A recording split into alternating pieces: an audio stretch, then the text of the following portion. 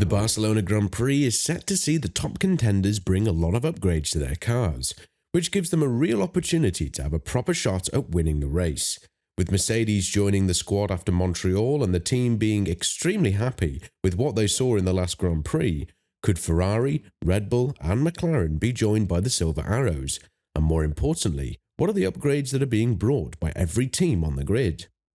Ferrari is the team that will draw the most attention for the upcoming race, mostly because they've been extremely bad in Montreal in a combination of failed strategy and just a lack of performance.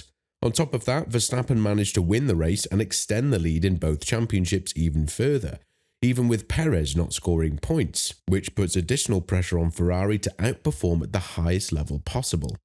Regardless of that, the team is not losing hope that they can be right up there with the Red Bull of Verstappen, and a mission that was set to be a massive upgrade package in Silverstone has been divided for Barcelona too.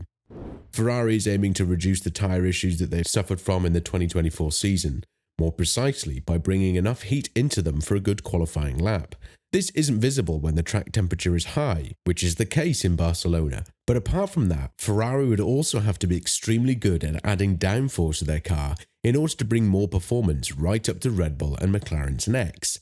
This will be done by introducing a new floor that is supposed to add a tenth of performance. And while that sounds a bit too little, let's not forget that the difference from P1 to P6 in the past 3 races has been around 0.2 of a second. Fred Vasseur spoke about the upcoming race in Barcelona, going on to say, "We were quite confident with the pace for Canada, but at the beginning everything went wrong. I hope that we can put all the tough bad parts of the season on the same weekend. Last weekend was definitely a tough one for Red Bull, and Montreal was tough for us. We just need to keep in mind that we will still have 15 or 16 races to go. We are not world champions after a good weekend, and we're not nowhere after a tough one. We will be back in Spain and back into the pace." Obviously, it would be very important for Ferrari to address the aerodynamic load of the car, as Barcelona has all types of corners that can help the car see where they could be adding more performance. The combination of all types of corners, as well as the long main straight before turn 1, is definitely paradise for all drivers on the grid, especially if they have the right car in their hands, which will again be shown after all of the upgrades are seen on the track. Apart from Ferrari, it seems like Red Bull is bringing upgrades of their own, as they would be looking to bounce back in the Constructors' Championship after the devastating race from Perez in Montreal. It's not the first time that he's put the team in this position. In the last 3 races, the Mexican driver has gathered only 4 out of the 62 points for the team, putting them 3rd behind McLaren and Ferrari when it comes to accumulated points over this race span. Now that Mercedes has joined the fight, it would be interesting to see what types of upgrades could help Verstappen in a fight that will happen on a more conventional circuit, something that he's very confident will be different from what we saw in the past, as well as boost Perez's hopes of having a good season. When talking about the upcoming race, Horner went on to say, "It's all about the iterations, and of course you have to look very carefully where you bring your upgrades in throughout the year. We're closer to the top of the curve, so you get into a law of diminishing results. But there will be a subtle upgrade over the summer, but in Spain, it's possible that we will accelerate some of the upgrades." Quite frankly, the flaw that the RB20 has is related to bumpy circuits that require the car to ride the curbs aggressively in order to extract as much time as possible. And in this case, that seems to not be present as an issue in Barcelona. But as Horner says, the moment you stay put is the moment you start losing to the rest of the grid. And with McLaren establishing themselves as a dominant force in the 2024 season, Norris finishing inside the points in every venue so far, and only 8 points behind Leclerc in P2 in the Drivers' Championship, it's definitely a recipe for a great weekend ahead of us. The Woking-based squad has accelerated a bit of their upgrades as well as the development plan, because they are now extremely hopeful that they can be fighting for race wins as well as podiums on a much more frequent basis. Out of all the top teams, it seems like McLaren is the only one that has enough trust in their car when it comes to a wide operating window, and by cutting a bit of the high-speed corner and adding into the slow-speed corners, the team is now looking more and more balanced throughout the 2024 season. Even though the fact that they missed the race win in Montreal resulted in a bit of disappointment for the team, they are showing what they're capable of, and Barcelona will see the team introduce a small package that will further boost the hopes of Norris and Piastri. Last year, Norris effectively drove the 9th fastest car on the grid here and managed to put it P3 in qualifying, so it'll be interesting to see what he can do in one of the most competitive cars on the grid this weekend.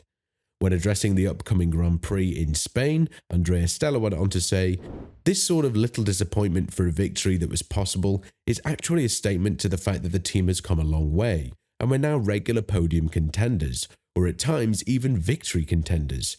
For the upcoming races, we will have some upgrades, but they won't be a single kind of big upgrade like we've seen over the last 12 months. This is more some individual components where we found a little bit of performance, and rather than waiting to deploy everything together once ready, we take it to the trackside. So, I won't say what, but we'll see some new stuff coming over the next few races." Even if Red Bull have acknowledged the threat that has been poised for them from McLaren, and Marco has gone to the extent of saying that if it weren't for Verstappen, Red Bull would be far away from the championship fight, Norris himself has taken a dig at the Austrian team, saying that the fight in the Constructors' Championship is between them and Ferrari right now, despite Perez holding a solid 5th place in the drivers' category, under a massive threat to be dethroned by Piastri. Nonetheless, the Woking-based squad has the most competitive duo out there, and if there's a team that would score a 1-2 finish on pure merit if it happens further down the season, it's definitely McLaren. But what they need to be aware of, and this is something that's been stated by Andrea Stella too, is the uprise that Mercedes has seen in the past couple of races. The Silver Arrows have finally understood what is wrong with the car, and now they're pushing towards unlocking more performance out of the car, with upgrades bound to come at every race in the 2024 calendar. Be that as it may, Wolff has hinted towards a new floor of the W15 for Barcelona, and given the fact that this is a race on which they finished P2 and P3 last year, they definitely have a lot to hope for in the remainder of the calendar if they perform well here. When talking about the upgrade package in Barcelona, Wolff went on to say, "I think definitely since Imola we have taken the right steps and put parts on the car that are working, something with which we were struggling in the past couple of years. Now, directionally, we seem to be adding performance every weekend, and we have new stuff coming, including new parts coming in Barcelona that should help us. So I would very much hope that we can continue this positive trajectory." Russell went on to the extent of saying that he doesn't see a reason why the fight between him and Verstappen in Montreal cannot be repeated for the remainder of 2024. And even though many are bashing Mercedes for the treatment they've given to Hamilton, the team has clearly made their choice when it comes to the number one driver. Being 8-1 in qualifying goes to show that you are the leader now, and as one, you need to be acting properly and bringing a lot of points home. But looking at the difference in the Drivers' Championship, Russell is standing at 54 points, while Lewis has 42, 8 points less than him. This is totally catchable and irrelevant given the fact that Hamilton started 8 races behind his teammate in 2024.